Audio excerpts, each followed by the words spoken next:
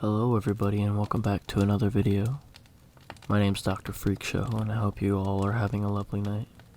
And I hope you're ready for these 7 allegedly true stories by a crackling campfire. Enjoy.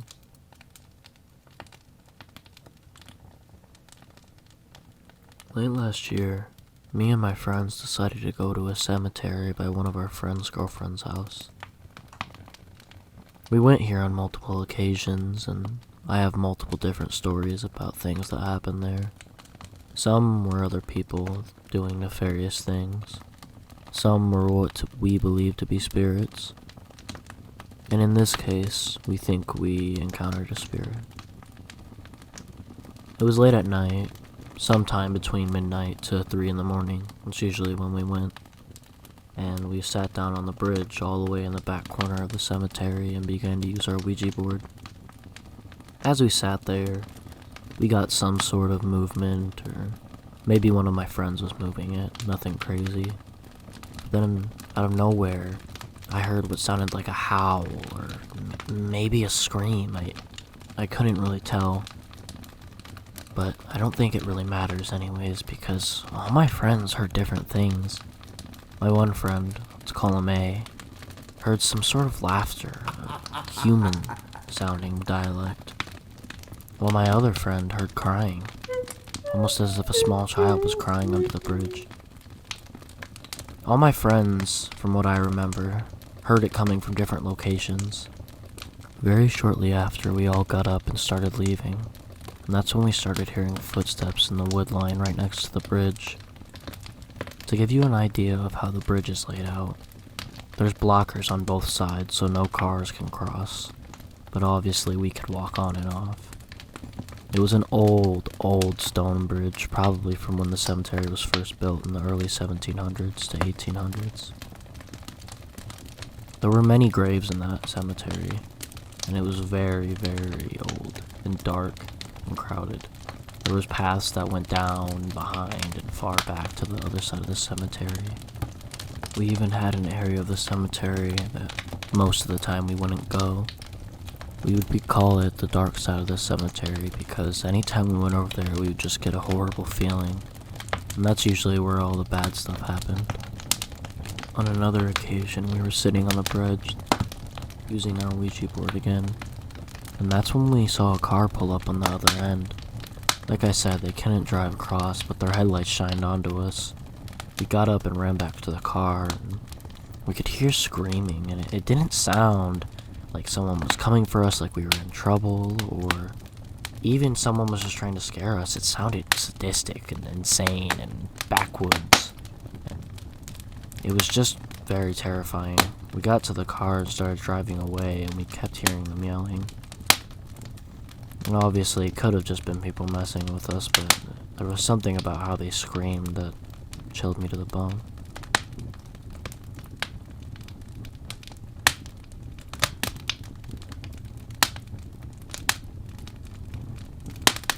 So to start, I'm a firm skeptic to the paranormal, and I didn't have an experience until last year. I'm 25 years old, and I had to move into my grandma's old abandoned house because of personal reasons I don't want to get into.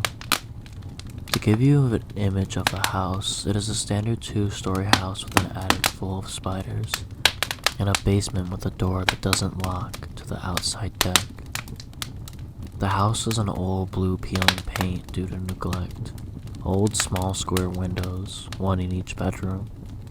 I slept in the bedroom that my sister used to sleep in because my grandfather died years ago in his room of congested heart failure, and it just gives me the creeps sleeping in a room someone died in. Well, one night I'm laying in bed when I clearly hear what sounds like a grown man of reasonable size walking up the noisy wooden steps that lead to the living room. I assume someone broke in because, as I said before, the basement door doesn't lock and anyone could break in. I start to sweat and adrenaline kicks in as I grab my grandfather's old hunting knife. As soon as it sounded like the man hit the top of the steps, I kicked open the door ready to kill who was on the other side of that door. Nobody was there. I couldn't believe what I had just experienced. No, that isn't possible. I felt relieved because it wasn't a person, but so lost as to how that was possible. My mother claims it to be my grandfather. I've heard the steps again, but spiritual incense and a prayer was done at the house, and I never heard the heavy footsteps since. What do you think?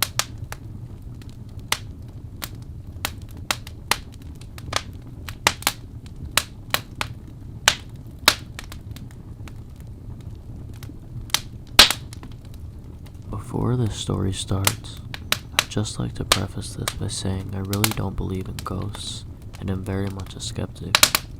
But these events I experienced really stumble me to this day. The year was 2011, and I was 15 years old. I was laying in bed when I suddenly heard faint screams of a man within my room. The screams were circling around me. I actually thought I was going crazy, but I knew I wasn't. I felt mentally stable and was thinking straight. So I pulled my phone out at the time and started recording audio of the supposed screams. When I hit playback, they just stopped only after a minute or so. I heard it clear as day on the phone. I don't know how I was able to sleep that night, but eventually I did. The next morning, I instantly checked my phone again, the audio recording, and it was still there, reconfirming myself that it wasn't a dream or some sort of mental episode. When I got to school, I told my friend the whole thing about it. Of course, they didn't believe me. I even said I had proof because I had recorded it. I pulled out my phone on my pocket. My phone was completely shattered, with the SD card inside of it was completely corrupted too. I wasn't being rough or foul or anything like that. Of course I looked like an idiot after and got laughed at and everything. I'm truly a skeptic, but goddamn, that truly makes me mad until this very day because that audio was completely real. This happened again in 2016. It was early morning. I was up and about to get ready for work, and I was alone in the house. My dog's ears perked up, and I began to listen with him. We both heard someone moaning in pain from an uncertain point in the room. Again, it was faint and very disembodied sounding.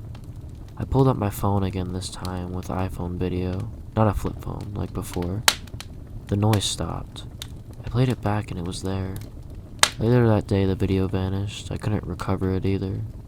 I also want to add that someone did apparently die in my room 25 years ago, before we moved in. I had other spooky stuff happen, but they can easily be marked off as explainable and not interesting. What do you think?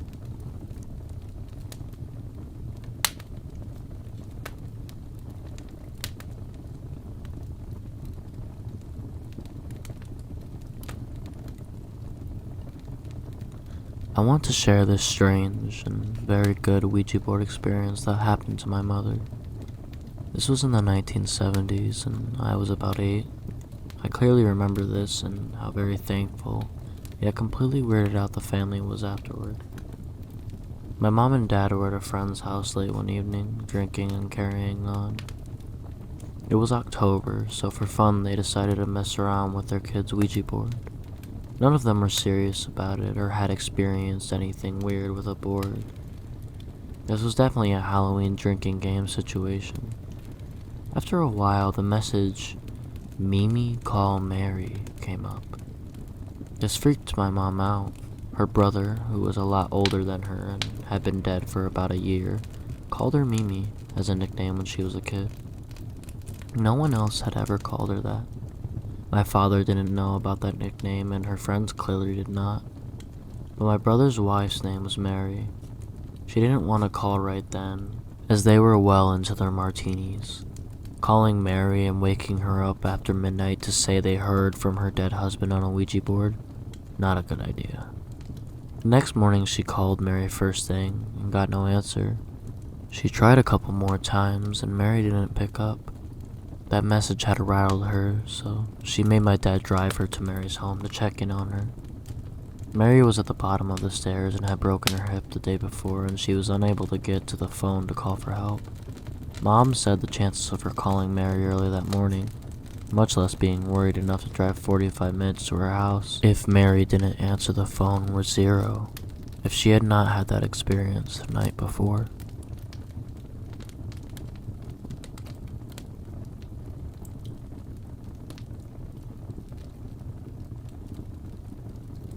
This happened at 2:26 a.m. Mountain Time, typing at 2:49.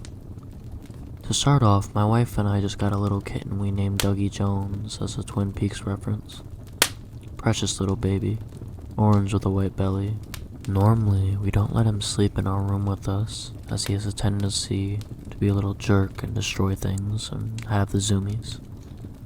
Anyway, my wife just woke up saying, "Bro, what the hell?" And I look over and sure enough there's a kitten on her chest, partially under the covers. I look over at her bedroom door and it's closed and I hear meowing coming from the other side of it. I look back over and the kitten on my wife is gone. I pull out the flashlight, check under the bed, side of the bed, room, nothing. And as I'm sitting there, freaking out, I remember that the kitten I saw was all white and appeared under the cover. Now I'm just confused and wondering why a cat apparition appeared to my wife. And I'm also kind of mad at the audacity of it to appear in my damn bed. But I guess ghost cats need love too.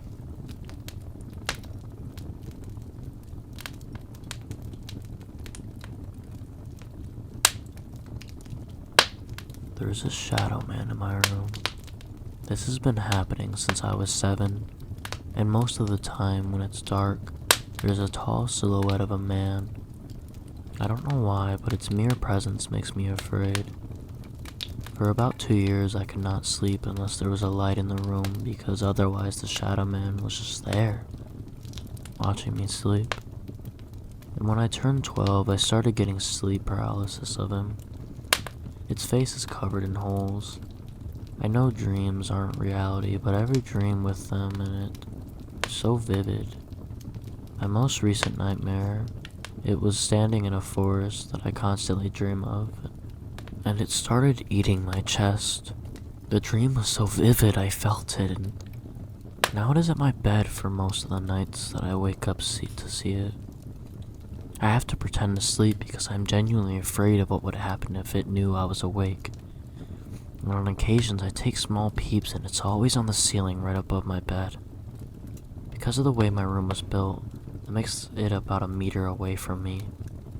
I'm fearing for my life, and just talking to someone about it makes me feel its presence.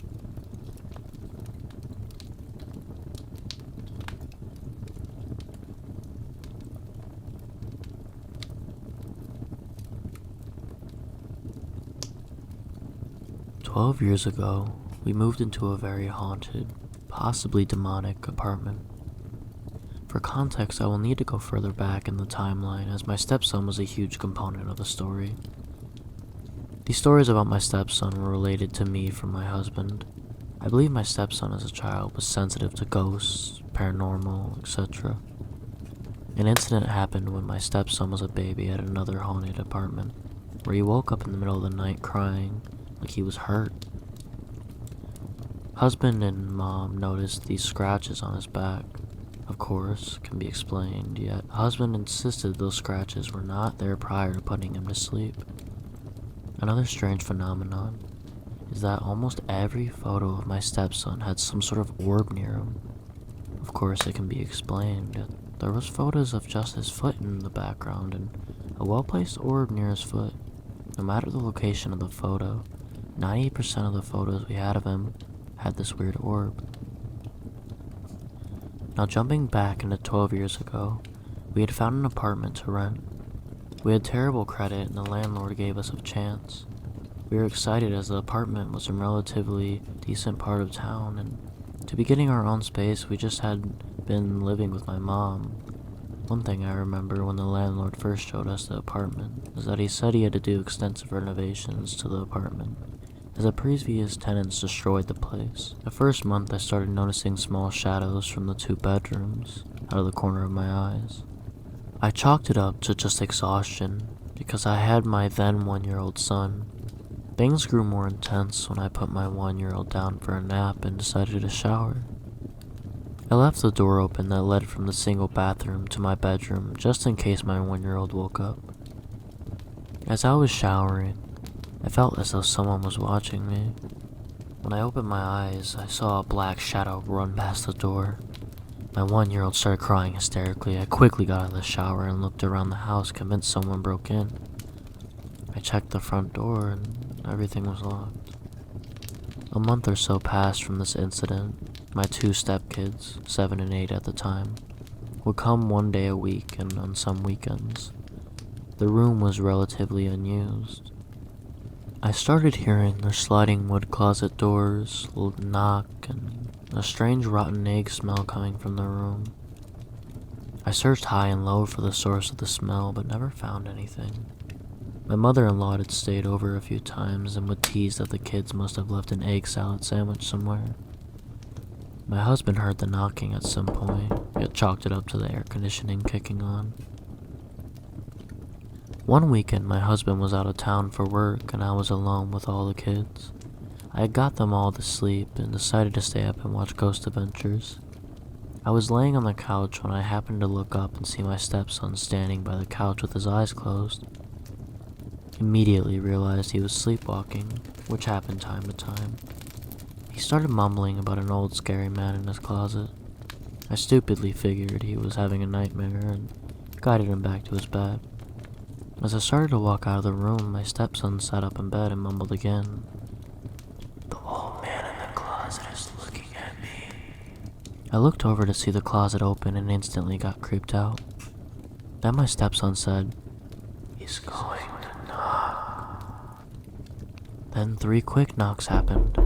Immediately the smell of rotten eggs got heavy in the room. I flicked the lights on and guided my stepson to my bedroom. I was freaking out internally because my stepdaughter was on the top bunk in that room, sleeping, and I did not want to leave her alone. I got all kids into my bed and I stayed up until I could no longer fight sleep. I'm not super religious, but asked my mother advice on what to do. She said to pray over the rooms and get oil on my fingers and place crosses over each door frame. I did exactly what she told me. That night I had a terrible nightmare that my mom was possessed. In the nightmare she had died a gruesome death that I was made to watch. I woke up hysterically crying. I wanted nothing more to just be able to move, but it wasn't an option. After this, the activity in the apartment calmed, if you could call it that. Yet one new thing started happening. One night I woke up to my bed shaking. It felt as though someone had placed their knees against our mattress and was shaking it. As soon as I tried to wake up my husband to see if he felt it, it would immediately stop. This would happen weekly. For context, my 1-year-old slept in a toddler bed in front of our bed. One night, my 1-year-old and I were awake up in the living room. My husband went to bed early as he had to go to work the next day. He came out looking upset and said to stop allowing our 1-year-old to come in the room because he was shaking the bed. I told him our son never went into the room. As soon as I finished that sentence, the glass cover to the entryway light, which was right behind me, came crashing down.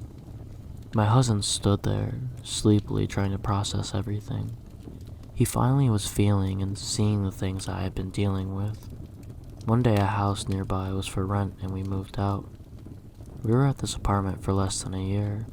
We never experienced anything like we experienced in that apartment.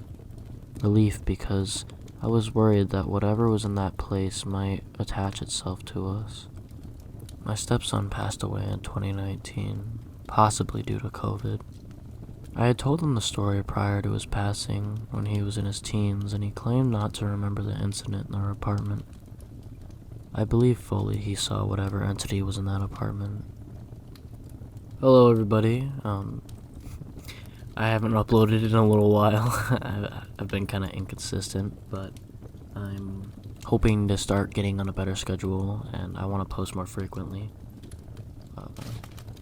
But I hope you enjoyed your scary stories, and if you have any you would like to leave in the comments, I may narrate them in a future video. But as always, I hope you enjoyed your stay in the Freak Show, and have a wonderful night.